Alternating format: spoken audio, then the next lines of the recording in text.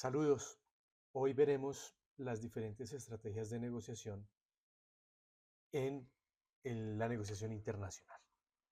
La primera de ellas será la negociación multilateral, en la cual existen varias partes, una pluralidad de partes en la negociación. Es decir, no es una negociación bipartita, sino una negociación plural, es decir, hay más de dos personas interviniendo en dicha negociación. Para este tipo de negociación es necesario que haya una coordinación entre las partes que están haciendo parte, valga la redundancia, de la negociación. Y la manera para que todas puedan hacer parte de la negociación es que revelen sus intereses para así todas las partes adaptar sus intereses a las de sus contrapartes.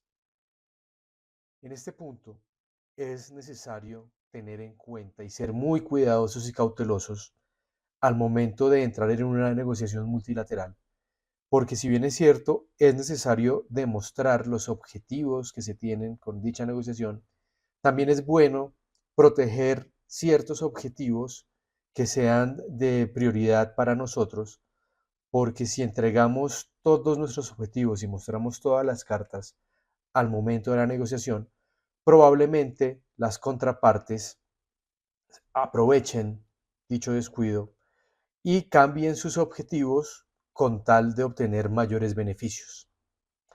Ahora bien, si todas las partes tienen objetivos comunes primarios, es decir, su objetivo común es el mismo, en este tipo de negociaciones sí se podrían presentar los objetivos sin ningún problema, ya que los objetivos finales de todos son el mismo.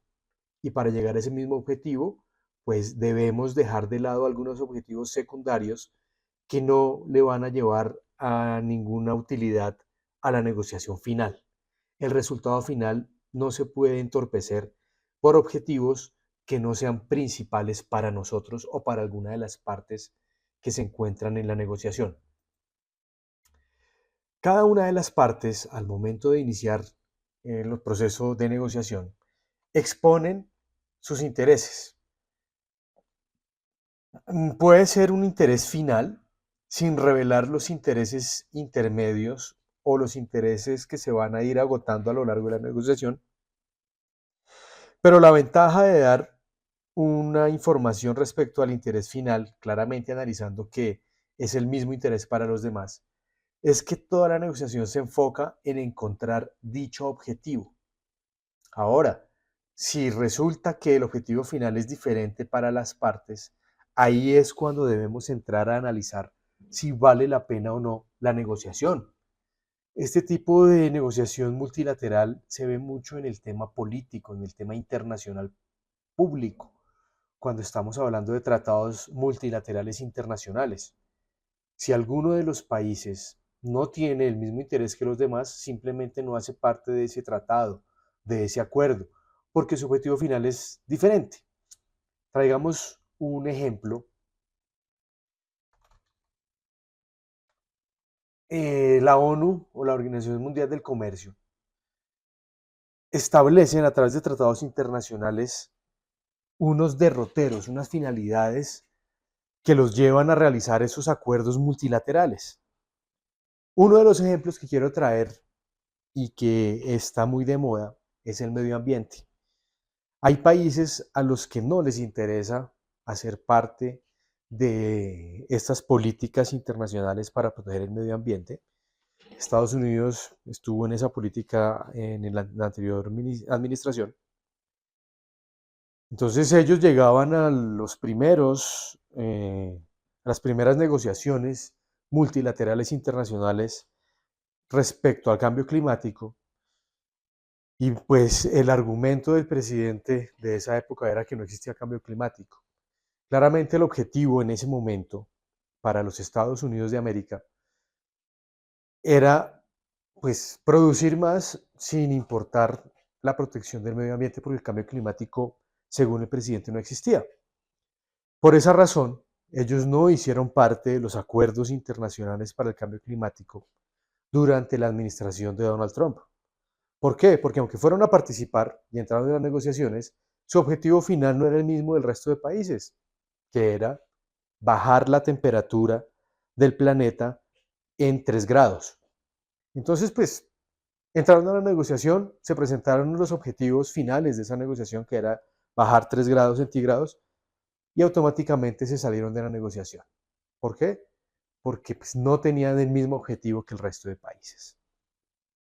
Entonces, por eso es tan importante analizar en una negociación multilateral los objetivos desde el principio. ¿A qué se quiere llegar? ¿Cuál es la finalidad? Y en el ámbito privado también vemos acuerdos multilaterales. Cuando empresas de un mismo sector se reúnen para hacer proyectos, normalmente pues, proyectos económicos o que redundan en un interés económico, lo primero que hacen es presentar por qué vale la pena reunirse o hacer ese acuerdo internacional con las otras empresas. Si son empresas que se dedican, por ejemplo, al turismo, están localizadas en diferentes países del mundo, y el objetivo es activar el turismo en los países que harán parte del acuerdo, es decir, no estoy hablando de público, sino de privado, para activar el turismo, pero a través de estas entidades privadas. Vamos más específicos, hoteles. Entonces un grupo de hoteleros de diferentes países se reúnen para hacer un acuerdo privado y así lograr movilizar gente en sus hoteles. Si alguno de esos hoteles no tiene interés en traer clientes del exterior, pues simplemente su objetivo no es el mismo que el del acuerdo multilateral. Los demás hoteles llegarán a acuerdos diciendo, por ejemplo, que se van a organizar en una red de hoteles donde se le va a dar un descuento a las personas que hagan parte de esa red para atraer más clientes, para ofrecerle a los clientes mayor cantidad de destinos, bueno, diferentes opciones comerciales, pero que son de interés privado, pero de todas maneras son acuerdos multilaterales, porque existen muchas partes en ese acuerdo.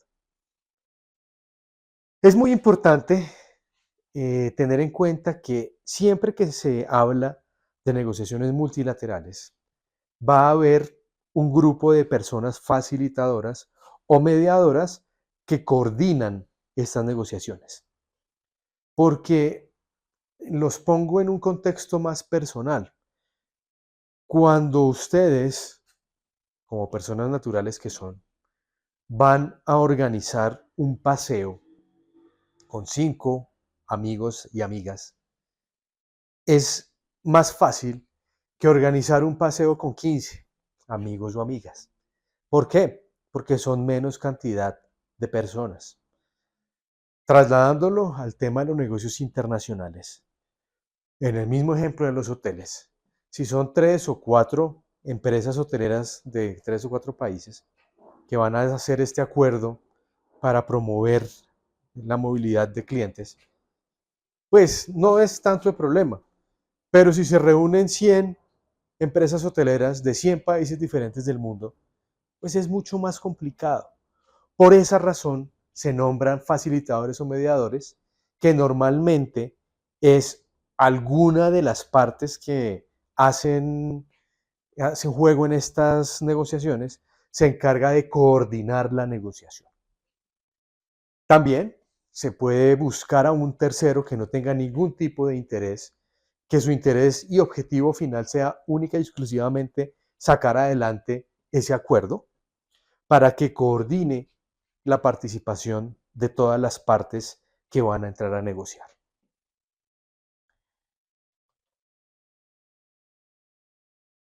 Normalmente este tipo de negociación se utiliza en temas comerciales internacionales y, como les dije, en temas de tratados y acuerdos internacionales. Es una, es una medida, es un tipo de negociación que ustedes dirán que es muy lógico, que pues no necesita mucho estudio, no es tan complicado, pero realmente la negociación multilateral es una de las más complejas, porque nosotros ya sabemos que para negociar tenemos unos objetivos principales y unos objetivos que no son principales o subsidiarios.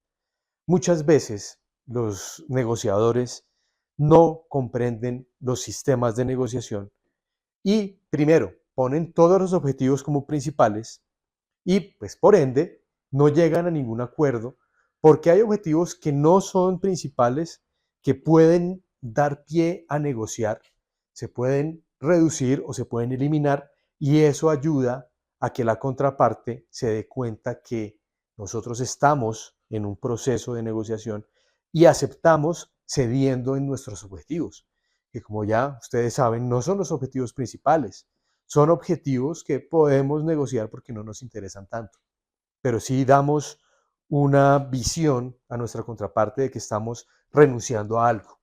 Y está en la naturaleza humana el ver que si la otra persona con la que estamos hablando renuncia a alguna de sus posiciones, estamos ganando. Puede que no. Ahí está la clave de conocer a las contrapartes. Así podemos identificar a qué está renunciando nuestra contraparte. No es lo mismo que renuncie a un objetivo principal que a un objetivo subsidiario.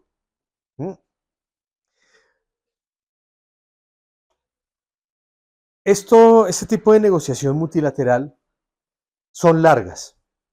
¿Por qué son largas? Porque hay muchas partes participando en ellas. Hay muchas partes mostrando sus intereses, exigiendo a las otras partes que cedan en sus intereses. Y pues entre más cantidad de partes haya, pues más se va a demorar esa negociación.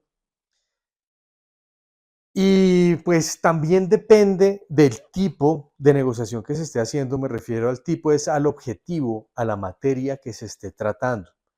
No es lo mismo hacer un acuerdo comercial donde el objetivo final casi siempre es la maximización de utilidades, la maximización de beneficios económicos, que un acuerdo internacional público, porque los intereses de los países probablemente no sean única y exclusivamente obtener mayor dinero, mayor cantidad de riqueza. Hay países que son pobres, hay países que son muy ricos, hay países que son tecnológicamente avanzados, otros que en vez de la tecnología tienen la agricultura, otros que tienen recursos naturales.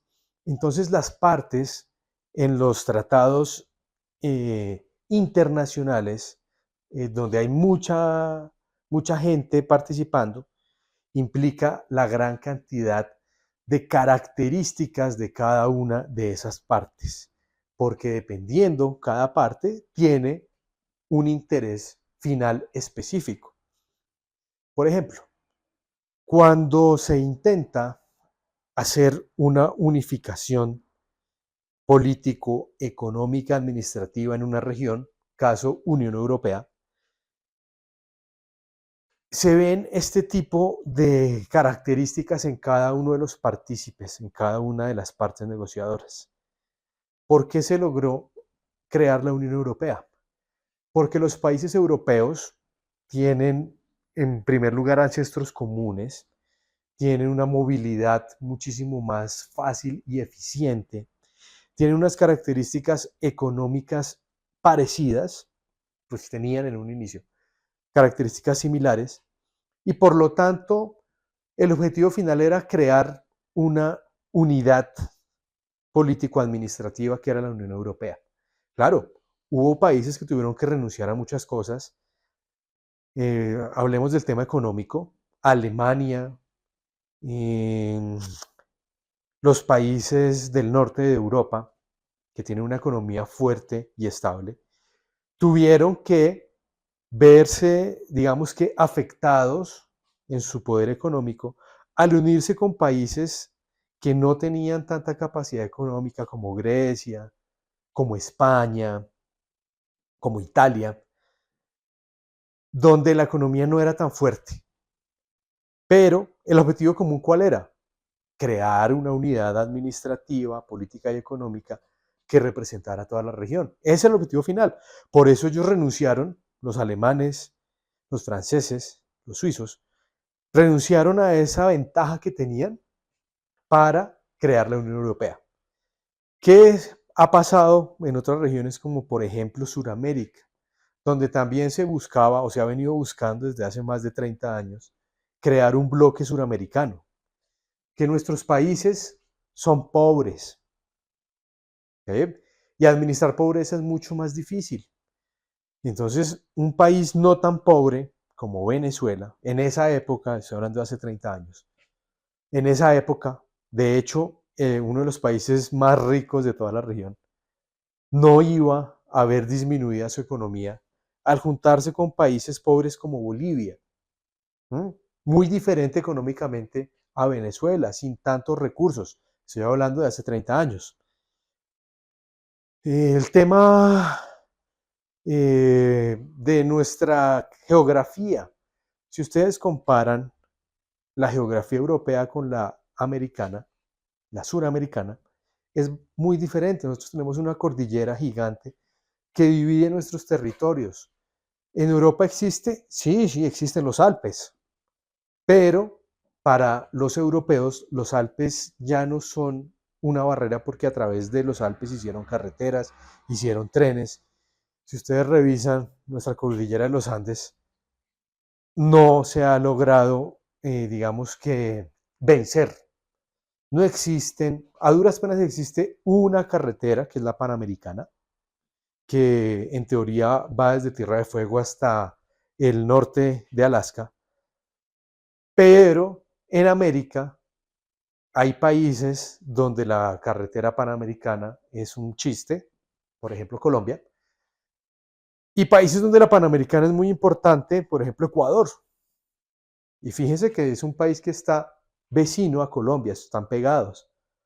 Pero cuando ustedes van por la Panamericana Ecuatoriana, una carretera de 3 carriles en cada sentido, y llegan a Colombia, se convierte en una carretera de 2 carriles compartidos. Entonces, ese tipo de diferencias ha hecho imposible que se cree un bloque suramericano. Lo van a seguir intentando, pero también tenemos intereses políticos, también tenemos intereses económicos que hacen referencia a la riqueza en minerales que tiene cada uno de los países. No es lo mismo la riqueza en materiales extraños que tiene Colombia, que es mínima, a Bolivia. Han descubierto que en Bolivia existen reservas gigantescas de litio, de coltán, que son materiales que se utilizan para la industria tecnológica. Entonces, pues si vamos a entrar a una unidad político-económico-administrativa de los suramericanos, Bolivia va a decir, venga, nosotros tenemos materiales extraños que son muy valiosos y pues Colombia no tiene nada. ¿Mm?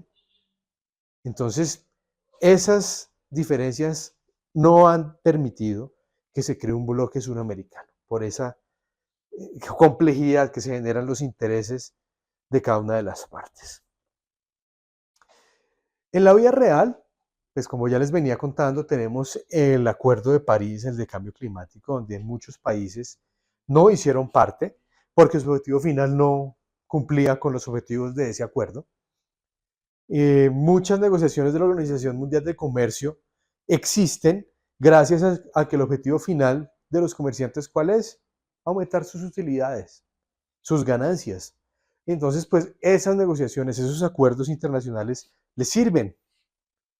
Los acuerdos de paz multilaterales entre varios países, esto se ve, por ejemplo, en los países africanos, donde se han visto acuerdos entre 3 y 4 países para lograr la paz de la región, que no han servido mucho porque las realidades culturales que hay en esos países y la división que se hizo después de después de la Primera Guerra Mundial, y pues que después se cambió con la Segunda Guerra Mundial, implicó la división de países por meros temas geográficos o de fronteras determinadas por los europeos. Y en muchos casos esas divisiones geográficas atravesaron grupos culturales. Para que entendamos más un ejemplo aquí más cerquita, es como si dividieran la Guajira y trazaran una línea por la mitad entre el oriente y el occidente de la Guajira. Esa línea, esa división estaría pasando por la mitad del grupo indígena Guayú, que son los que viven en La Guajira. Entonces, digamos que la mitad de La Guajira oriental es de Venezuela y la occidental es de Colombia. Pero es que el grupo Guayú no es ni venezolano ni colombiano. Ellos son un grupo Guayú que deben estar juntos. Eso mismo ocurrió en África. En África la división de países partió por la mitad a grupos étnicos y culturales, por lo tanto, la parte política y geográfica va en contra de la parte cultural, de la parte de sus habitantes. Entonces, quería traerles este ejemplo para que se den cuenta que en ese caso no hubo una buena negociación. ¿Por qué? Porque quienes negociaron no estaban en el lugar donde se debía hacer la negociación. Esa negociación para crear esos países africanos debió haberse hecho por los mismos africanos, teniendo en cuenta sus características culturales y sociales. Tratados internacionales para reducción de armamentos, la misma historia. Han habido países que no hacen parte de estos tratados, por ejemplo, Israel, porque Israel es un país que produce armas. ¿Será que a ese país le interesa que haya una reducción en el manejo de armas, en el control de armas, en la producción de armas? Irán también, otro país que produce armas y que no hace parte de esos acuerdos. Y por último, pues estos son solo ejemplos, tenemos acuerdos entre la Unión Europea y Mercosur. Mercosur es un acuerdo que hay en Sudamérica entre varios países de Sudamérica, pero pues esos acuerdos son meramente para apoyo, digamos que en logística económica. Pero realmente pues, Mercosur es una agrupación de países que no representan a la mayoría de la población de Sudamérica y que pues por lo tanto no tienen tanta afectación para nuestra región. ¿Qué ventajas tiene este método? Que permite llegar a acuerdos que al haber sido negociados por gran número de partes, son más adaptables para aquellos que quieran llegar a ser parte del acuerdo. Esto ocurre mucho en el derecho internacional público. Acuerdos a los que llegan 3 o 4 países y resultan ser interesantes para un cuarto o un quinto país. ¿Qué pasa con esos países nuevos que quieren llegar? Simplemente revisan el acuerdo y dicen, oiga, nosotros podemos utilizar ese acuerdo, podemos hacer parte del acuerdo, aceptamos lo que negociaron y les ofrecemos X o Y cosas para que ustedes también se beneficien de nuestra adhesión a ese acuerdo. Entonces, por eso es que sirven los acuerdos multilaterales, porque son fáciles de abrir a más personas participantes de ellos, que quieran participar en ellos. Pero ¿cuáles son las desventajas? Que se demoran muchísimo tiempo en concretarse. Esto ha ocurrido en muchos acuerdos internacionales públicos, que son los más comunes en acuerdos multilaterales, y es que se demoran 10 o 15 años en entrar en vigor. Entonces, pues 15, 20 años después de una negociación para que entren en vigor, pues se ve que el resultado está muy, muy lejos. Pero pues a veces es mucho mejor esperar ese tiempo a no tener el acuerdo. Normalmente, la negociación multilateral se ve desde el punto de vista del derecho público, pero también vemos que hay acuerdos internacionales privados multilaterales. Cuando se juntan gremios de diferentes países, empresas multinacionales hacen acuerdos y pues todos tienen su finalidad económica. En el caso de los particulares, ¿no? En el caso de los privados, perdón, en el caso de los públicos, muchas veces los acuerdos multilaterales nada tienen que ver con dinero, con riqueza, sino con protección del medio ambiente, como vimos, reducir la producción de armas, el cuidado del agua, la protección a los menores. Bueno, existen muchas finalidades, muchos objetivos en los acuerdos multilaterales públicos. Aquí tenemos las referencias. La estrategia de negociación por competencia colaborativa. Este tipo de negociación tiene como característica que hay objetivos principales comunes y objetivos principales particulares de cada una de las partes. Lo que se busca es que aquellas personas que entren a negociar en este tipo de mecanismo es que ponderen sus objetivos principales y sus objetivos secundarios.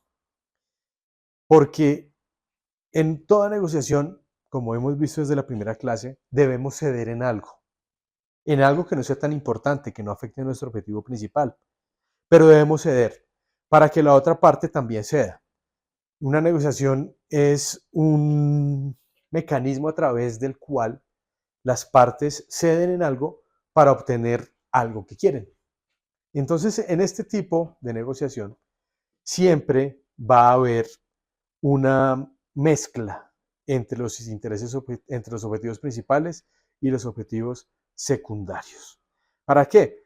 Para que con esos principales, que ojalá sean siempre los comunes, lleguemos a cumplir nuestros objetivos secundarios. ¿Mm? En esta negociación vemos que, muy similar a la anterior, se debe ceder para poder obtener ciertos objetivos. Aquí lo que toca hacer es coordinar con las otras partes o con la otra parte, porque esta no es tan multilateral como la otra. Puede haber varias partes, pero pues lo más normal es que sean solamente dos. Las partes van cediendo para que la otra parte pueda progresar en su negociación. Es la típica negociación de yo le doy esto, pero usted me tiene que dar aquello. ¿Por qué no es multilateral? Porque aquí en la negociación ambas partes deben estar pendientes de los objetivos de su contraparte. ¿Para qué? Para ceder a tal punto que logre el objetivo sin demeritar, sin depreciar, sin perder los objetivos que se están cediendo en parte. ¿Mm? Tratar de buscar ese equilibrio entre lo que puedo dar, lo que estoy dando, y lo que voy a obtener.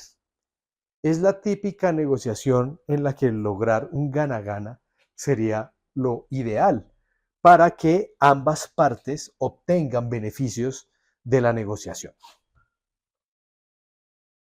¿Cómo funciona esta negociación? Normalmente se buscan puntos en común y desde ese punto común empiezan a negociar, empiezan a ceder o a exigir. Aquí es muy importante conocer a la contraparte y es muy importante que la contraparte nos conozca. En muchas ocasiones, gracias a este tipo de negociación, los objetivos principales son cambiados, porque gracias a la participación de la otra parte, uno se da cuenta que está mal con su objetivo principal. Por ejemplo, cuando se está negociando un equipo, digamos que nosotros tenemos una producción y vamos a comprar una máquina. Y resulta que la máquina que nosotros queremos hace 50 cosas. Y la queremos porque es la mejor del mercado, porque tiene unas características muy importantes para nosotros, consume menos energía, bueno, tiene características que nos interesan. ¿Cuál es nuestro objetivo? Comprar esa máquina, pongámosle el nombre de la máquina X. Nuestro objetivo es comprar la máquina X, porque según lo que estudiamos, lo que analizamos, es la que más nos sirve, la que nos gusta.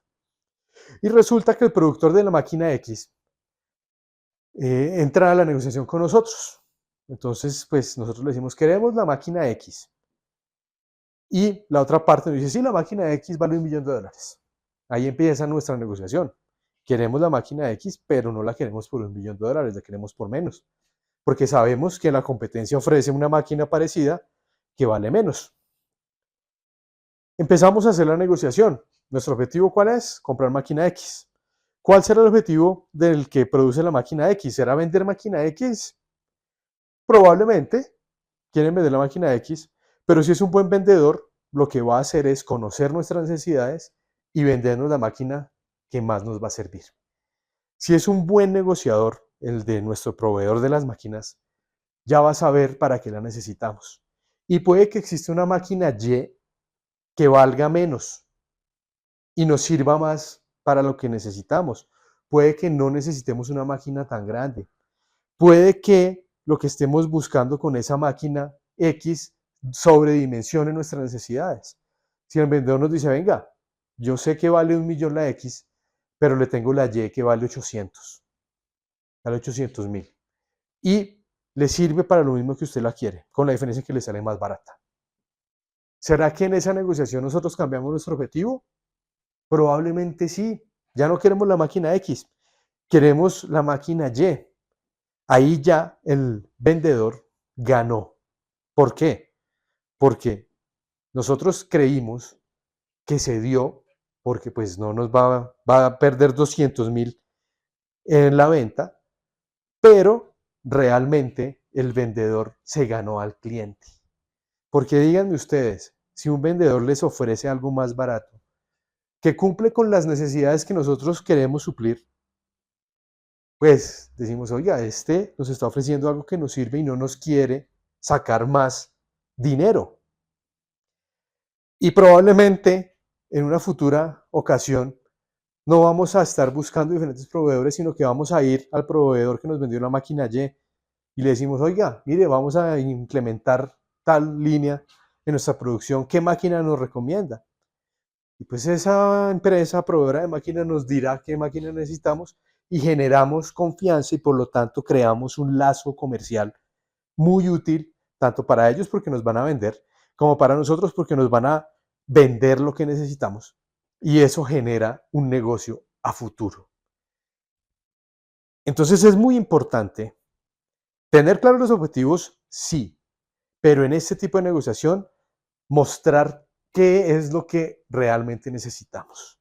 Recuerden, y siempre les voy a decir lo mismo, en la negociación no siempre el objetivo final es obtener dinero. Hay objetivos que pueden ser muy diferentes al dinero. Por ejemplo, generar credibilidad, generar confianza en el mercado, conseguir clientes, mejorar la reputación. Bueno, diferentes objetivos finales. En este tipo de negociación, pues claramente tiene que haber flexibilidad en los objetivos, en la negociación. No podemos llegar a negociar con un único objetivo inamovible, porque ¿quién negocia con alguien que no está dispuesto a negociar? Eso no es negocio. Simplemente, en el ejemplo que les doy, es una compraventa. Va a pagar $1.000.000 y se lleva la máquina. ¿Negoció algo? No, pagó $1.000.000. Lo que pasa es que en el caso que estamos tratando, un buen vendedor, un buen proveedor de bienes o servicios, analiza a su cliente antes de venderle, no para venderle más caro, tampoco venderle más barato, sino para venderle lo que necesita. Si ustedes como vendedores venden lo que realmente necesita su cliente, seguramente los van a volver a llamar. En cambio, si ustedes no se preocupan por quién es el cliente y venden lo que sea, al precio que sea, o al precio que está ahí, sin negociar, sin conocerlo, probablemente el cliente les compre una vez y al final se dé cuenta que compró algo que no necesitaba o que no cumplía con lo que quería y no los vuelve a llamar porque ustedes son los expertos, los que saben de las necesidades de sus clientes. ¿Cómo se creó este método?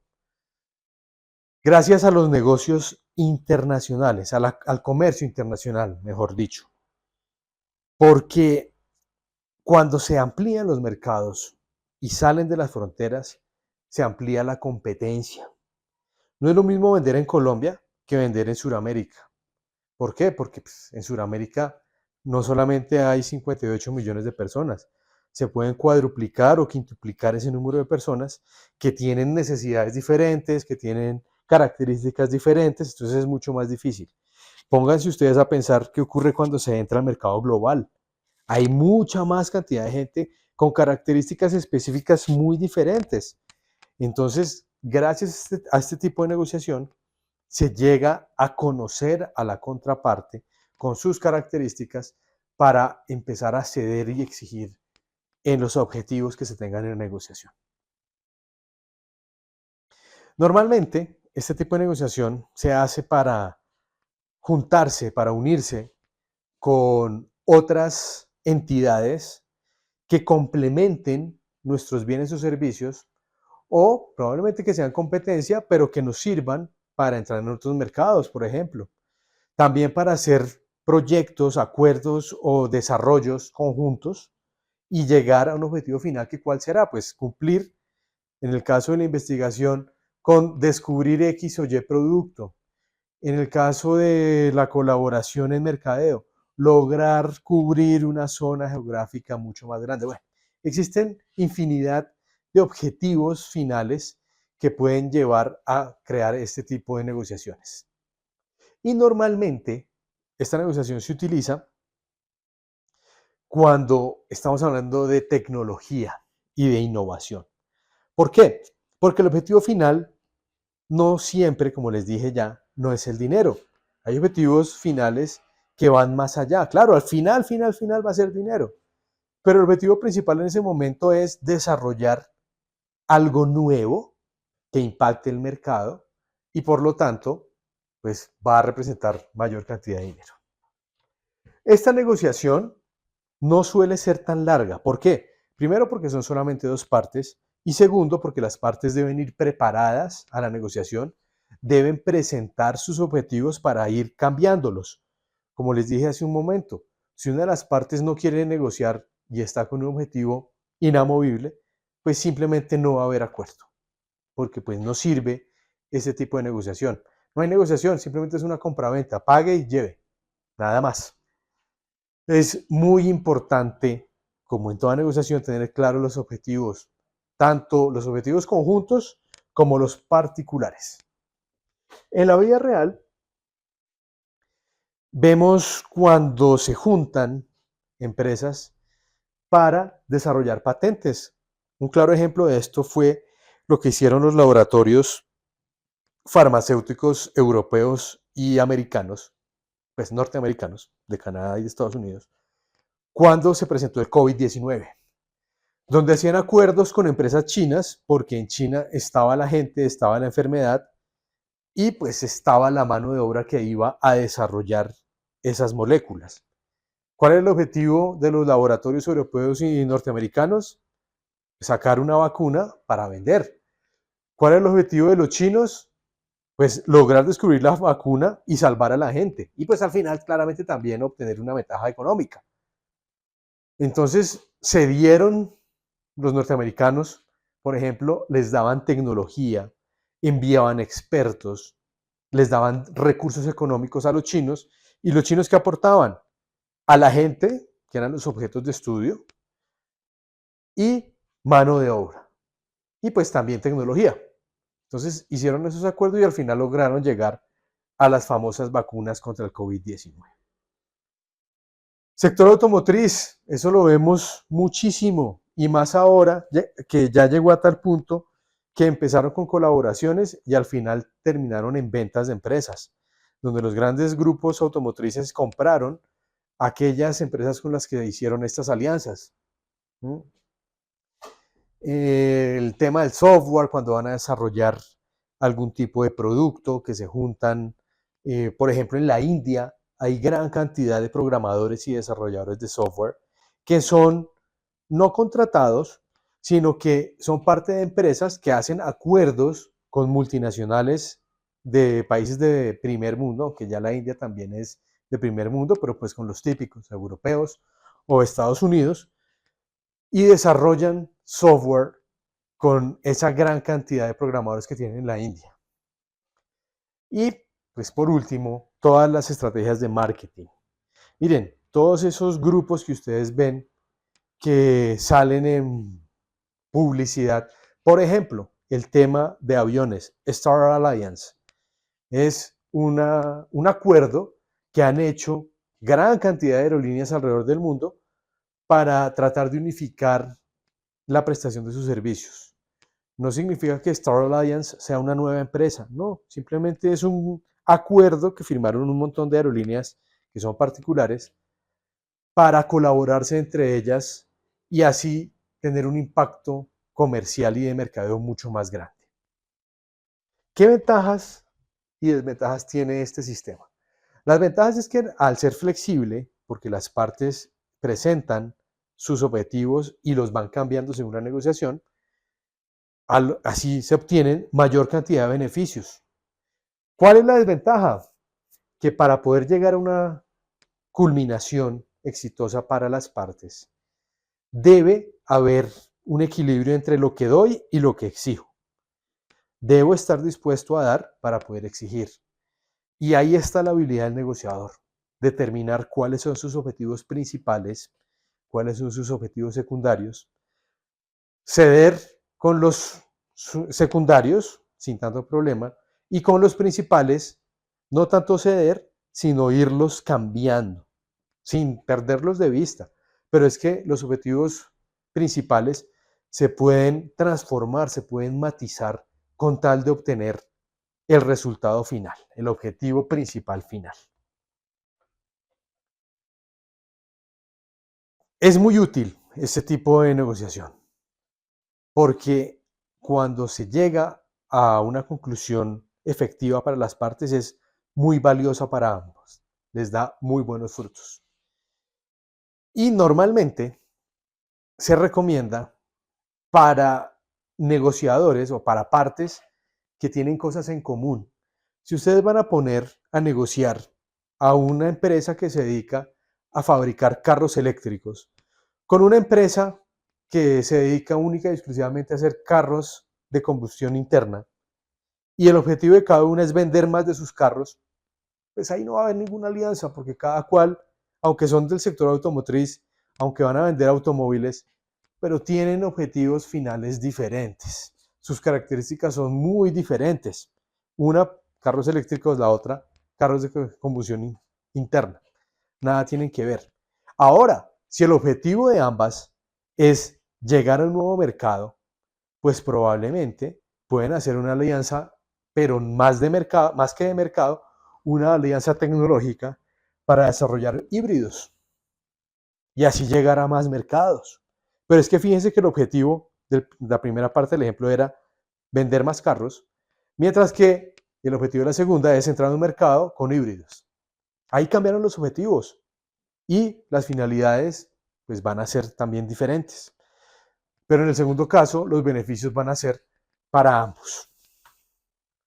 Aquí tenemos las referencias. Pasemos a la negociación integrativa. En la negociación integrativa se busca que las partes combinen sus objetivos.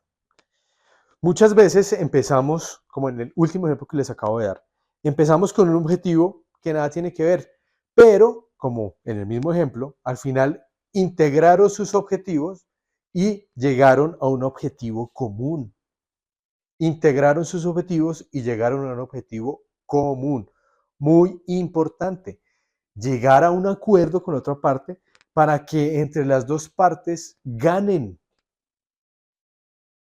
El ejemplo de los carros eléctricos y los de combustión interna, cuando se juntan para producir un vehículo híbrido, es un gana-gana para ambos. Entonces, este tipo de negociación es muy útil porque casi siempre se logra el beneficio, el objetivo final. Para poder llegar a ese objetivo final, es necesario encontrar los puntos comunes, los objetivos comunes y trabajar en conjunto para lograr ese objetivo común. ¿En qué difiere con el anterior tipo de negociación? Que en el anterior tipo de negociación, aunque hay un objetivo que puede ir cambiando, sigue siendo un objetivo individual. Siempre va a haber la búsqueda del objetivo común en este tipo de negociación. Para poder llegar al objetivo común, pues tienen que trabajar juntos. Y cuando se trabaja junto, pues probablemente los objetivos subsidiarios sean también comunes. De nada sirve dos negociadores que tienen objetivos comunes, pero subsidiarios totalmente diferentes. No sirven, no pueden trabajar juntos, tienen que utilizar otro tipo de negociación.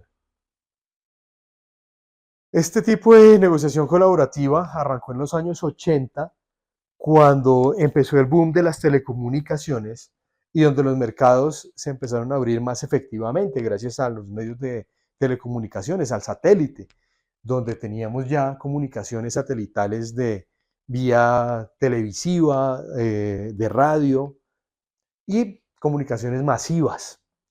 Entonces, gracias a este desarrollo tecnológico, se empezó a desarrollar este tipo de negociación. Estos proyectos colaborativos, al tener objetivos principales y subsidiarios comunes, lo que logran es generar unas relaciones a largo plazo. ¿Para qué? Pues para poder seguir desarrollando ese objetivo principal común que tienen ambas partes.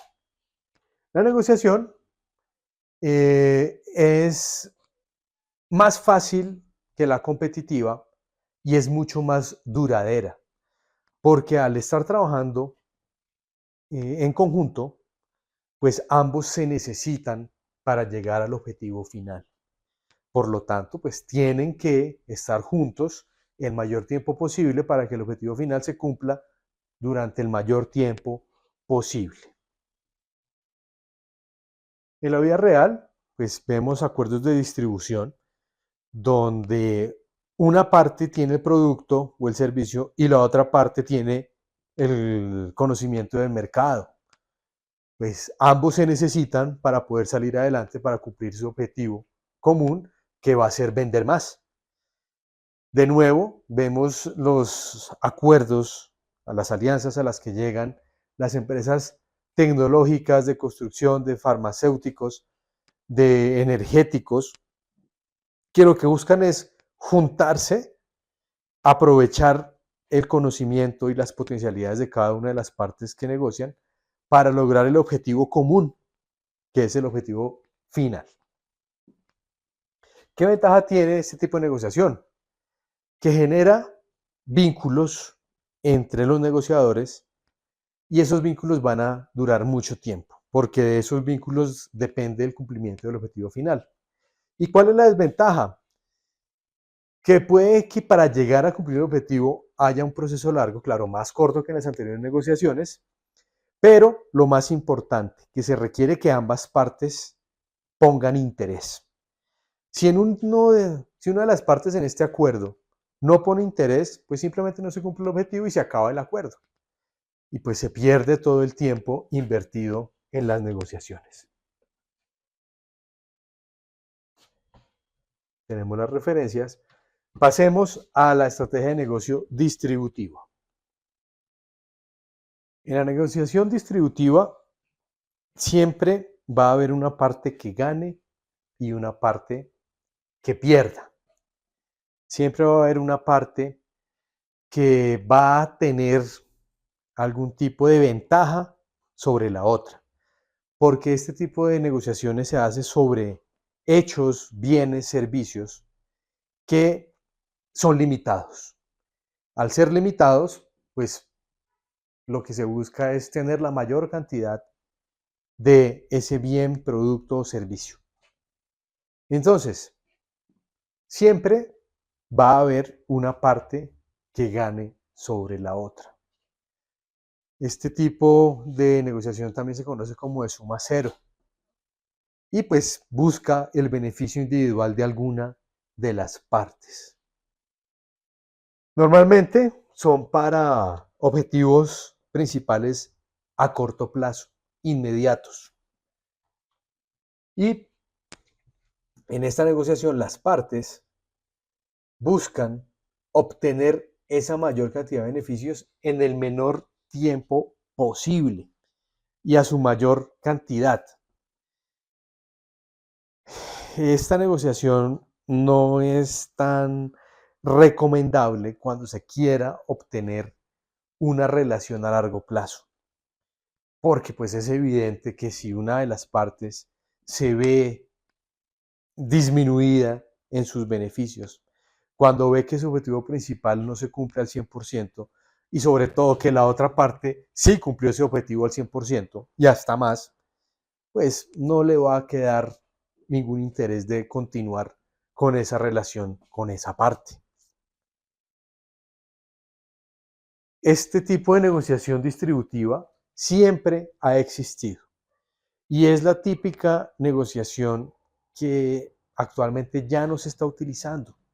¿Por qué? Porque ahora lo que se busca es crear relaciones a largo plazo. Es mucho más costoso generar un nuevo cliente que mantener un cliente antiguo. No es lo mismo ir a la calle a buscar personas que compren nuestros bienes o servicios que a quienes ya nos compraron, a quienes ya nos contrataron, tenerlos contentos y que nos sigan comprando o nos sigan contratando. Simplemente es dar un buen servicio, entregar buenos productos y ya tenemos al cliente ahí. En cambio, ir a buscarlo, pues nos cuesta tanto carga humana, es decir, tiempo de personas, como recursos económicos. Tenemos publicidad, tenemos gastos de representación. Entonces, este tipo de negociación distributiva era la común, la dominante en el siglo XX, donde lo que importaba era vender. No por mucho tiempo, no, vender, vender, vender. Y ya, eso era lo más importante. Ahora lo más importante es mantener al cliente. Con este tipo de negociación, pues claramente al ver una parte disminuidos sus objetivos, pues no va a volver a tener algún tipo de negociación con la persona que abusó, si se le puede decir así, en la negociación anterior. Normalmente, este tipo de negociación se utiliza cuando el objetivo se cumple una sola vez, no se tiene que repetir en el tiempo. Y pues cuando son negocios de un solo momento, una compraventa, por ejemplo. Cuando se va a vender un carro de segunda, el carro que tenemos, lo vamos a vender y logramos venderlo por más de lo que vale en el mercado. Excelente, ganamos dinero. Pero seguramente ese comprador no nos va a volver a comprar nada cuando se entere que pagó más de lo que pagaba si iba a otro vendedor en el mercado. Nosotros ya hicimos la venta, listo, ya ganamos. Nosotros no nos dedicamos a vender carros. Bueno, listo, utilizamos este tipo de negociación porque es a corto plazo y es inmediata y no nos interesa generar un vínculo con el comprador. Ah, pero es que si nosotros tenemos un concesionario y le damos por la cabeza, discúlpenme la expresión, a nuestros clientes, solo vamos a vender un carro a ese cliente. En cambio, si le vendemos un carro que cumple con las características que el cliente busca y está en un precio dentro del mercado, probablemente ese cliente vuelva la siguiente vez que vaya a comprar un carro. O mejor aún, puede que ese cliente nos refiera con otros clientes para que vengan a nuestro concesionario porque nosotros no le damos por la cabeza a los compradores. Ahora, vendemos el carro y le decimos al cliente, si tiene algún problema, tráigalo que aquí tenemos servicio técnico. Y viene porque por garantía, porque resulta que se le dañó una chapa y se la arreglamos y no le cobramos. Pues el cliente va a decir, en ese concesionario dan un buen servicio postventa, voy a ir a comprar el siguiente carro allá porque sé que si me pasa algo, ellos van a responder. ¿Mm?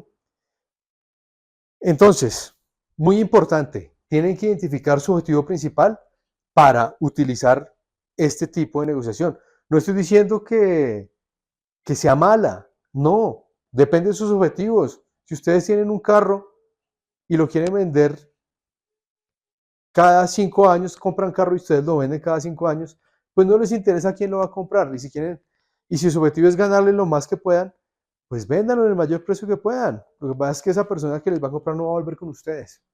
Pero ese no es su objetivo es salir del carro. Bueno, esa negociación siempre es rápida, es a corto plazo. De hecho, hay metodologías para este tipo de negociación. Les voy a dar uno de esos tips de los años 80 y era afanar al comprador, acosarlo, pero en corto tiempo. Decirle, mire, esta es la última unidad, no llegan más, ya la tengo negociada. ¿Mm? ¿Eso qué hace? La promoción es solamente hoy. ¿Eso qué hace? Que el comprador, que el cliente, no piense en la negociación y entregue, en este caso, el dinero lo más rápido posible. No darle tiempo de pensar. Claramente, cuando piense y se dé cuenta que le estamos cobrando de más, no va a volver a comprarnos nunca más, pero nosotros ya cumplimos con venderle, que era nuestro objetivo principal. Entonces, sus objetivos deben ser claros para utilizar este tipo de negociación. Ahí vemos ejemplos en los cuales se aplica este tipo de negociación. El primero, petróleo. ¿Qué pasa con el petróleo? El petróleo es un bien en teoría escaso y pues que es necesario, porque nosotros acá en Colombia creemos que el petróleo se utiliza únicamente para los carros, para movilizar gente. No, el petróleo se usa en muchas industrias, sirve para generar energía, para sacar derivados del petróleo como los plásticos, para sacar fertilizantes. Bueno, tiene múltiples usos, es muy necesario. Y como acá en Colombia producimos petróleo, pues no es un bien que sea tan raro, que sea tan escaso para nosotros. En cambio, países como China, que no tiene producción de petróleo, para ellos es muy importante el petróleo. Por esa razón, China comprometió a Venezuela con una producción por más de 10 años que le tiene que entregar a China. China ya aseguró ese petróleo y lo compró a un precio no tan alto. ¿Por qué? Porque Venezuela necesitaba esos recursos y pues como tiene el embargo de Estados Unidos, no le puede vender a gran cantidad de países. China aprovechó eso, ganó más porque pues consiguió un petróleo muy barato. Y Venezuela ganó, sí, porque pudo vender el petróleo que no tenía a quién más venderle. ¿Quién ganó ahí? En un principio diríamos que China porque consiguió petróleo barato, pero Venezuela también porque logró evadir el bloqueo de Estados Unidos. Cuando hay negociaciones entre sindicatos y empresas, el sindicato para y pues la empresa no funciona si el sindicato para. Eso presiona al empleador y sube los salarios. ¿Quién ganó ahí? Pues ganó el sindicato, el empresario perdió, entre comillas, porque pudo continuar con su producción. Fíjense que en muchos de estos casos la clave es tener claro el objetivo final. Si ustedes tienen claro los objetivos finales en una negociación, la tienen ganada. ¿Qué desventajas tiene? Pues que las relaciones que se generan son a corto plazo. Y pues que normalmente una de las partes se va a sentir robada, va a sentir que abusaron y no pudo cumplir con sus objetivos. ¿Qué ventajas tiene?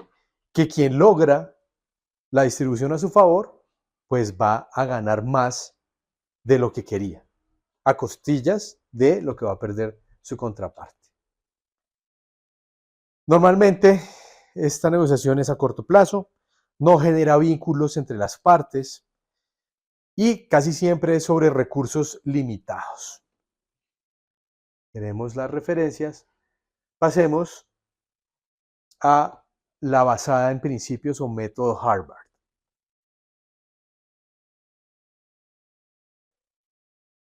En este método, la negociación observa las necesidades de ambas partes para que haya una negociación objetiva y justa. Los intereses de las partes que negocian, aunque van a ser particulares, es decir, de ellos, van a buscar también beneficiar los intereses, los objetivos principales de la contraparte. Si ambas partes piensan en el objetivo final de su contraparte, van a llegar a un acuerdo mucho más justo y pues claramente mucho más rápido. Este tipo de negociación pues implica que se deben conocer las necesidades de ambas partes. Es un método que inicialmente puede ser riesgoso porque implica mostrar los objetivos principales y secundarios desde el primer momento, pero puede ser muy beneficioso porque si la otra parte está igual de comprometida a cumplir los objetivos de su contraparte, pues ambas van a trabajar conjuntamente para cumplir la mayor cantidad de objetivo principal de su contraparte y por ende van a tener un mayor cumplimiento de su objetivo particular. Esos objetivos pues deben estar coordinados, deben tener objetivos principales comunes, porque pues de nada sirve entrar en una negociación donde el objetivo principal de mi contraparte es totalmente diferente al mío y pues por más que yo le ayude voy a estar perdiendo en mi objetivo principal. ¿Mm? Muchas veces los objetivos en un principio son diferentes, pero al final pueden congeniar, pueden compartirse, pueden complementarse o pueden mutar a uno común. Pero cuando los objetivos principales son totalmente diferentes y contrarios, pues claramente no puede haber este tipo de negociación. Muy importante entonces que las partes conozcan los objetivos de su contraparte y para eso se necesita buena comunicación. Y algo muy importante, tener claros los objetivos, tanto propios como los de la contraparte, para así buscar un acuerdo que beneficie a las dos partes.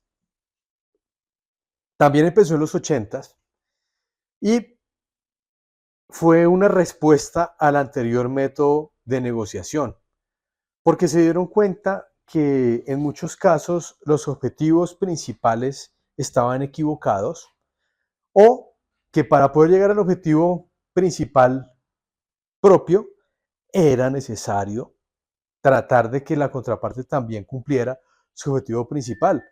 Porque en el anterior modelo vemos que si la contraparte se da cuenta que le están dando por la cabeza, simplemente no se llega a la negociación, no hay ningún resultado y ninguno de los dos obtiene su objetivo final, el cumplimiento de su objetivo final.